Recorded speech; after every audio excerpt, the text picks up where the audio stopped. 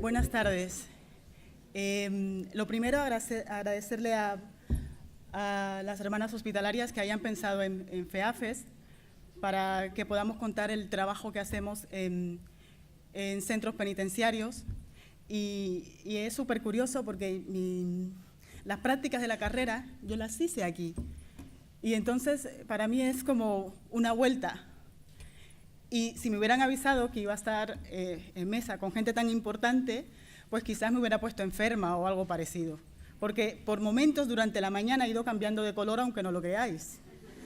Entonces voy a intentar explicaros el trabajo que hacemos desde FEAFES Castilla y León en el Centro Penitenciario de Dueñas. Deciros desde el principio que el trabajo que se hace en prisión es un trabajo muy poco empático.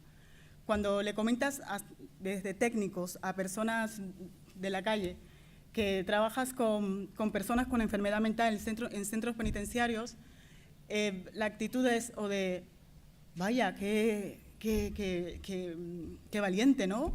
O si no te ponen cara de, tú no estás muy bien. Pero desde técnicos hasta personas de la calle. Con lo cual yo quiero que nos olvidemos un poquito del sitio donde es y solo pensemos en el trabajo que se intenta hacer. ¿Vale? Vamos a ponernos en contexto.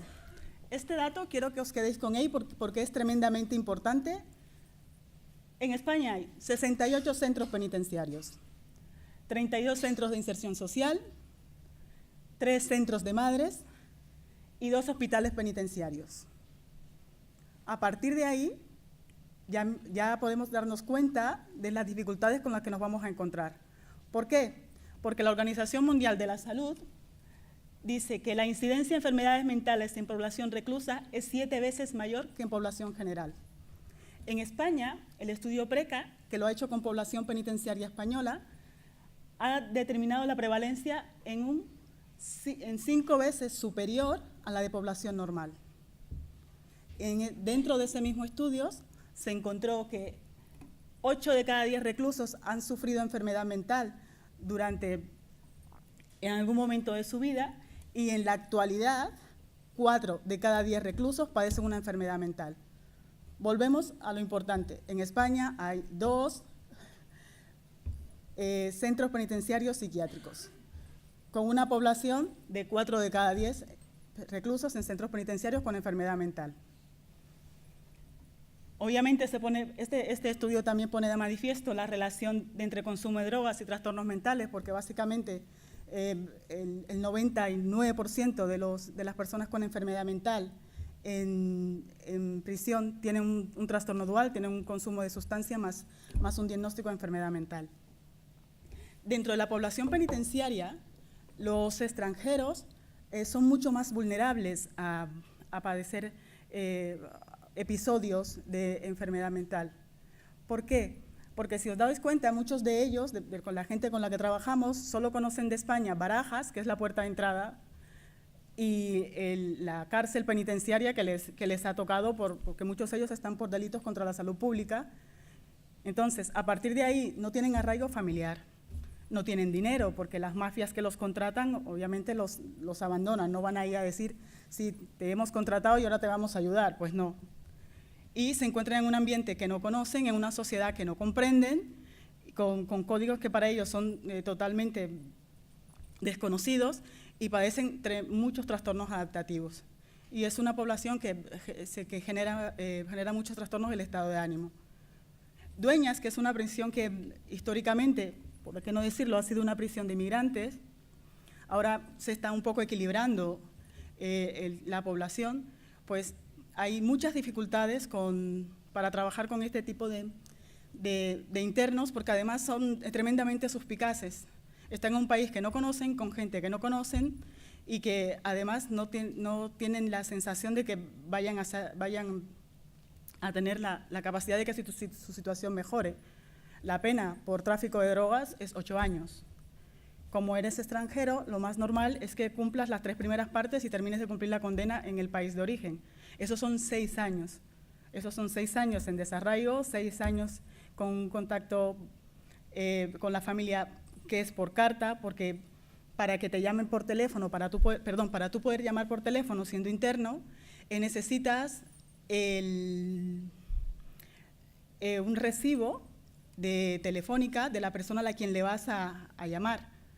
Entonces, para ellos es tremendamente difícil la comunicación con la familia, con lo cual es una población tremendamente vulnerable a padecer enfermedad mental. Ante esta situación de que haya tan pocos centros penitenciarios y tan alta población que padece enfermedad mental, el Estado decidió que se realizara un programa de centros penitenciarios que se llama PAIEN, que es el programa Marco de Atención Integral para Personas con Enfermedad Mental. Es un programa tremendamente ambicioso porque pretende dar de una forma uniforme atención clínica, rehabilitación y reincorporación social. Vamos por partes. En el papel suena tremendamente entusiasta. ¿Cuál es la dificultad? Si pensamos en la atención clínica, muchos de los centros penitenciarios no tienen ni psiquiatra. Con lo cual, son los médicos de los centros penitenciarios los que se encargan de lidiar con toda la medicación de las personas que padecen enfermedad mental.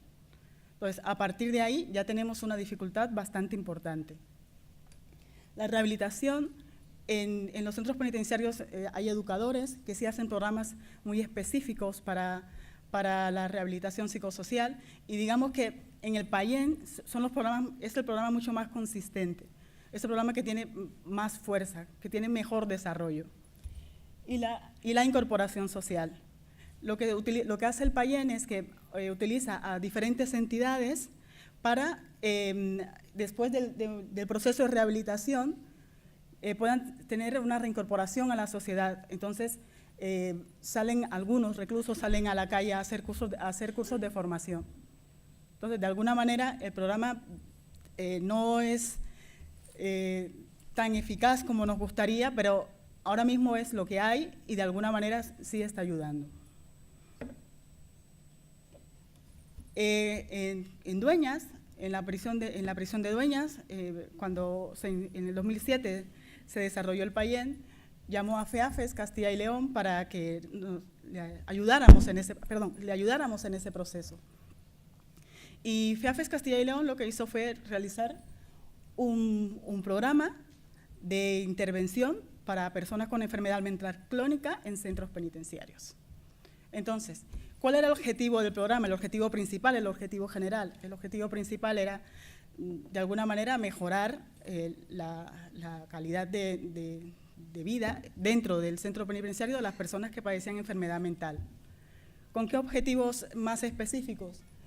Facilitar el acceso a programas de rehabilitación psicosocial, la inserción laboral, apoyar a las familias y atender las demandas de formación, asesoramiento de funcionarios e internos de apoyo.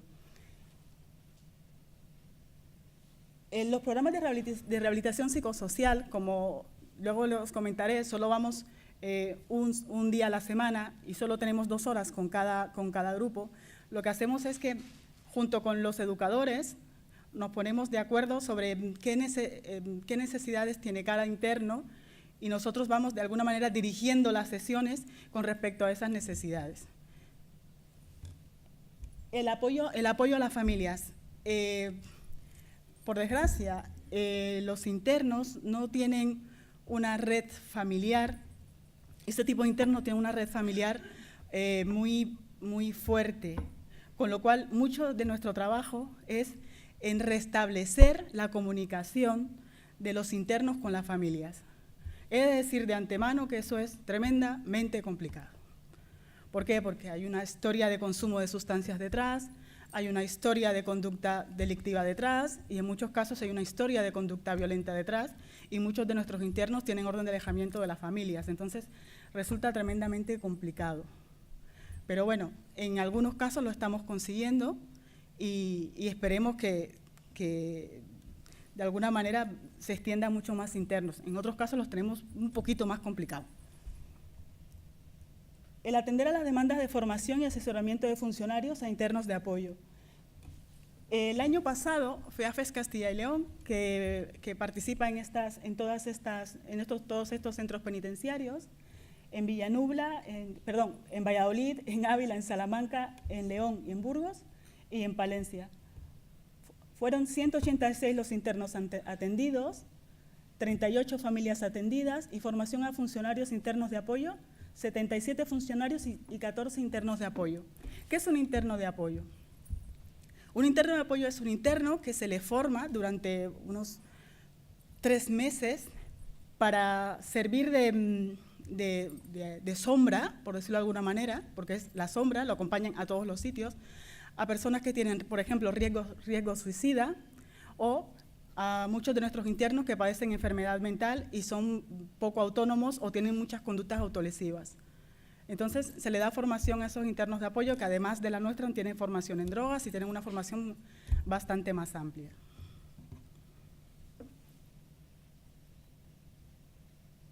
Criterios de selección. ¿Cómo seleccionamos entre 974 internos que tiene La Moraleja y con un dossier inmenso de personas que consideran que necesitan participar en este proyecto? Lo que intentamos hacer es, elegimos el equipo de tratamiento, nos deriva una serie de personas para hacer entrevistas y nosotros intentamos que encuadren en estos criterios. Que la sintomatología activa en el momento de desarrollarse el programa no sea tan importante como para que interfiera en el desarrollo de las actividades. Hubiera sido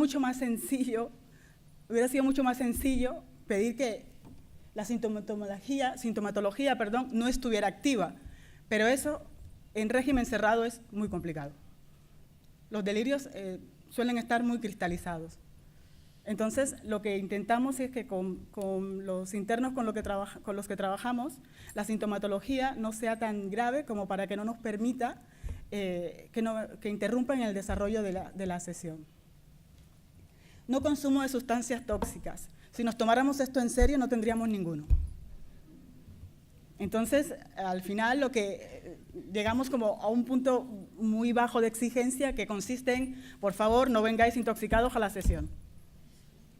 Y entonces, el que va intoxicado vuelve al módulo. Esa es la única manera que tenemos de hacerlo porque, por desgracia, ya trabajamos en un módulo terapéutico y un módulo donde están internos de diferentes módulos. En el módulo terapéutico sí están abstinentes, pero en el módulo sociocultural no.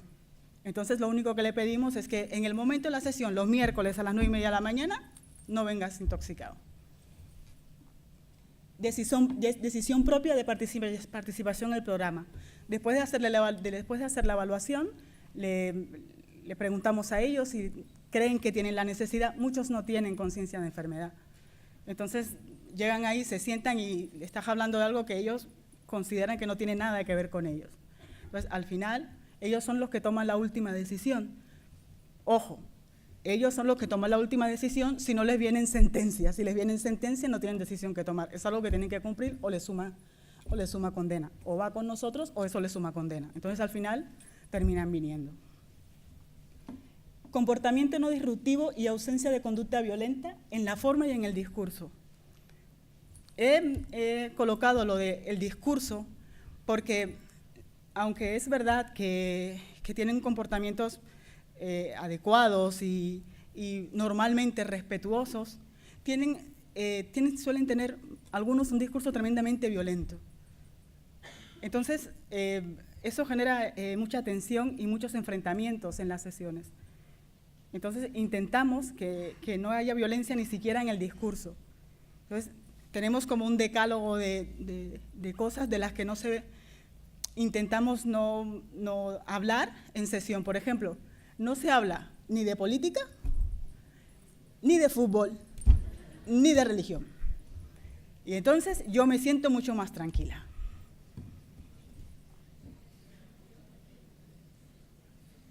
El perfil del usuario. ¿Qué usuarios tenemos?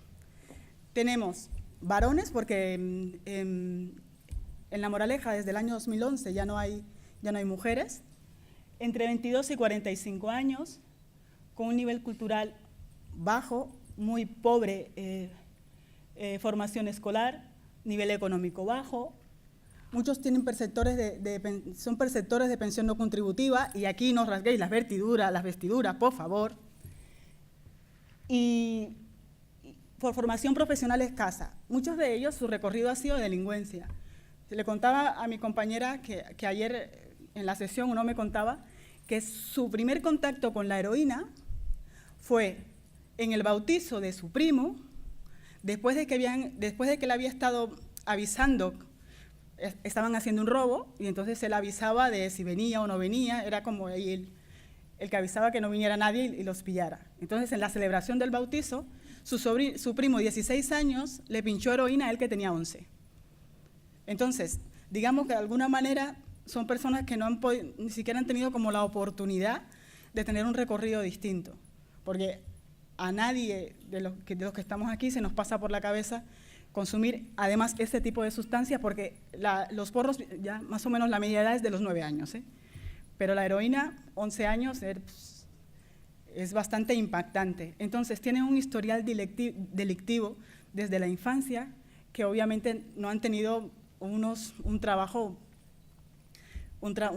estándar. Y digo trabajos estándar porque cuando alguna vez en las sesiones yo hablo de trabajos, ellos dicen que ellos tienen su trabajo, porque es lo que les da de comer. Entonces, en este caso hablo de formación, trabajo estándar, como el que tenemos los demás, que no nos lleva a prisión. Pues de ese, poco han realizado. Lo que decía antes, el apoyo familiar, en general no cuentan con apoyo familiar. En los casos en los que se produce es determinante y ayuda a abordar de forma más adecuada la enfermedad. Tenemos un caso muy bonito de un chico que dentro de un brote psicótico tuvo un enfrentamiento con varios policías en Salamanca y tuvo una condena muy corta, tuvo una condena de 18 meses, era su primer ingreso en prisión. Por eso esa idea de que con 2 años no entras en prisión, eso depende del juez. Entonces este chico desde que llegó, tenía un comportamiento muy adecuado y estaba en enfermería. En enfermería nos lo derivaron a nosotros y nosotros trabajamos con él durante todo ese año y todos esos 18 meses. En el momento de la excarcelación, intentamos poner en contacto con la familia porque el recuerdo que tenía la familia de él era muchos enfrentamientos, alguna que otra conducta violenta, y los padres decían textualmente: por lo menos allí sabemos dónde está y sabemos que está bien. Entonces, en el momento de la salida hemos hecho un trabajo con los padres y ese chico ha podido ir en Navidades a su casa después de 5 años. Entonces, de alguna manera, no lo conseguimos con todos, tampoco nos vamos a engañar. Ese es un caso en particular, por eso hablo de él, porque tampoco tengo muchos más de los que hablar, pero por lo menos nos tiene bastante satisfechos. Antecedentes de consumo de tóxicos tienen absolutamente todos: heroína, cocaína y psicofármacos. Ya hablaremos un poco más adelante de la panacea de las benzodiazepinas.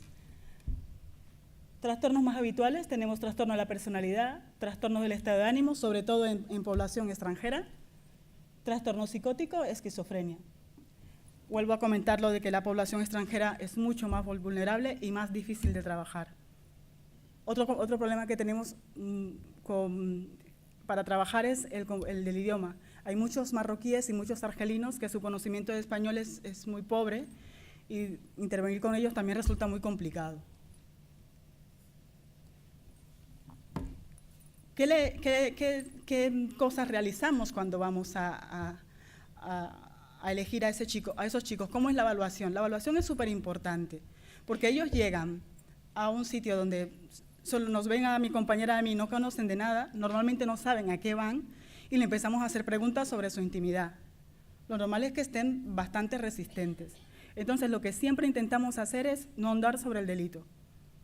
Si ellos en algún momento quieren comentarlo, te lo comentan. Preguntamos, en la evaluación está, ¿has estado alguna vez antes en prisión? Te dicen sí o no, pero intentamos no ahondar en el delito para generar un poco de confianza, porque si no es muy complicado. Las sesiones las hacemos de forma grupales. Son los miércoles desde las 9:30 de la mañana hasta la 1 de la tarde. Intentamos hacer psicoeducación, básicamente, con conocimiento de los trastornos, sintomatología y habilidades sociales.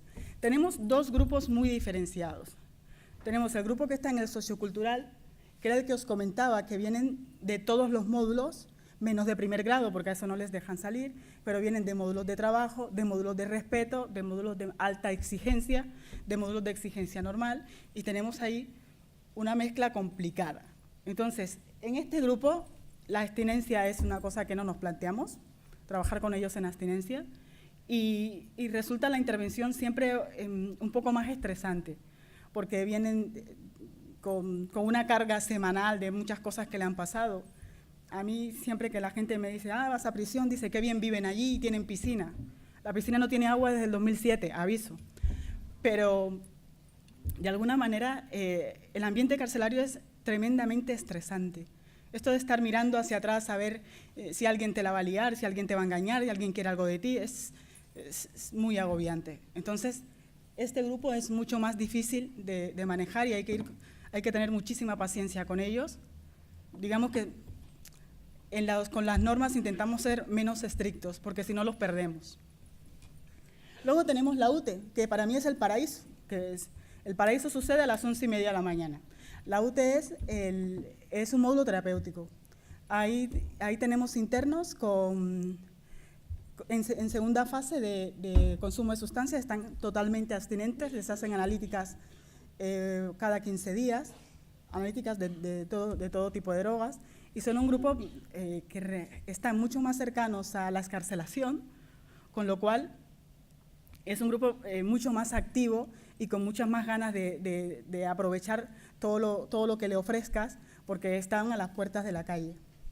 Entonces, digamos que es el grupo con el que se trabaja con más ánimo y el que mejores resultados da. Ahora mismo tenemos 2 chicos excarcelados que están trabajando. Entonces, digamos que son las buenas noticias de este trabajo. Fijaos, os voy a poner un ejemplo de algo que me enterneció muchísimo. En prisión, los patios tienen como la distancia de donde está la pantalla hasta ahí. ¿Qué sucede? Que los internos se dan paseos de una punta hacia otra punta. Una cosa súper curiosa es que, como es un espacio reducido, caminan como geishas, con pasitos muy pequeños, porque si no llegan a la otra punta en nada. Entonces, a mí me decía un interno, Alejandra, me tienes que enseñar a caminar fuera, como antes, a caminar como la gente normal.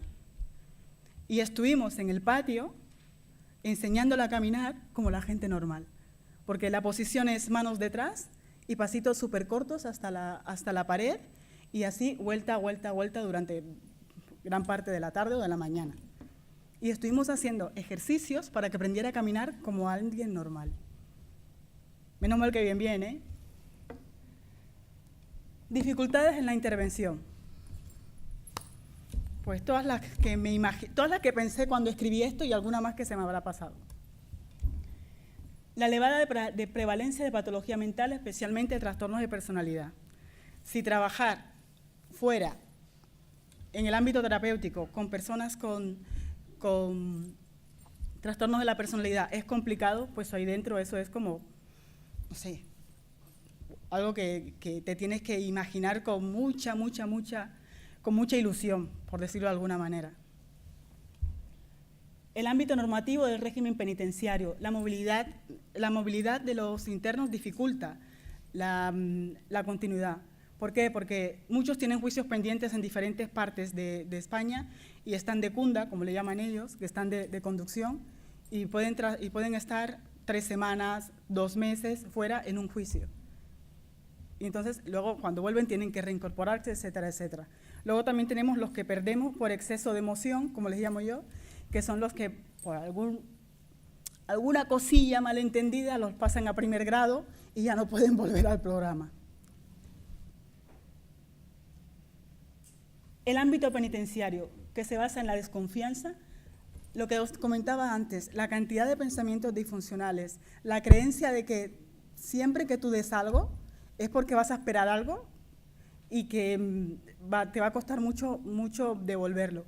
Entonces, esa ansiedad paranoide que los acompaña durante durante todo el día y toda la estancia, hace muy difícil hacer, depende de qué tipo de intervención.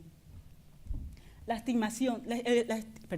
estigmatización, que obviamente genera exclusión. Me preguntaréis, ¿hay más estigmatización en prisión que fuera? La misma. Yo diría que la misma, con un componente curioso. Tenemos dos partes.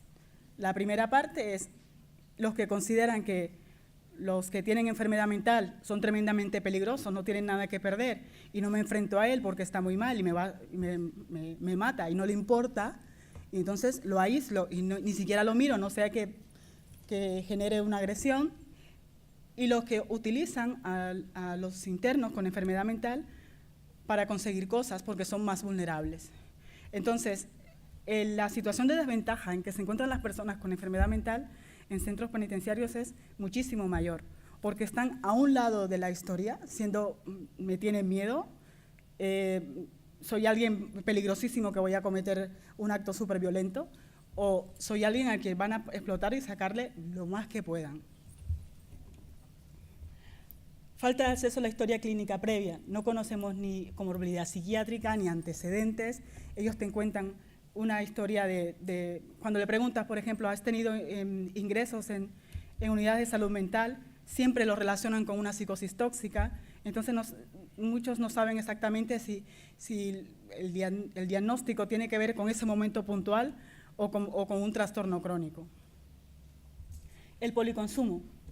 En prisión casi todo es susceptible de venderse, y por no decir todo porque no me gusta generalizar, en especial las benzodiazepinas. Muchos de nuestros internos no tienen la sensación de que lo que consumen es para equilibrar su salud mental. Las benzodiazepinas son moneda de cambio. Si yo necesito 4 Coca-Colas, unas zapatillas, 8 paquetes de tabaco, el lunes que me dan la medicación, pues ahí genero un trueque, por decirlo de alguna manera. Entonces, solo cuando los internos están muy sintomatológicos, la medicación es administrada en enfermería. Si no, ellos le dan la medicación el lunes, y hay muchos, lo que hacen es juntar la medicación del lunes y la del jueves, y el viernes, como dicen ellos, se pegan una fiesta. Entonces, al final, es muy difícil el control de la medicación. Es una realidad, es evidente que la prisión como medida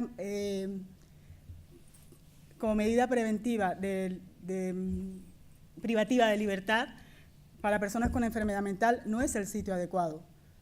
Pero teniendo en cuenta que en España solo hay 2 centros penitenciarios psiquiátricos, el programa Payen lo que ayuda de alguna manera es que esos internos que no han tenido ningún contacto con unidades de salud mental entren en el circuito. Entonces, aunque no es el sitio más adecuado, ahora mismo son las armas que tenemos y con las que tenemos que trabajar. Muchísimas gracias.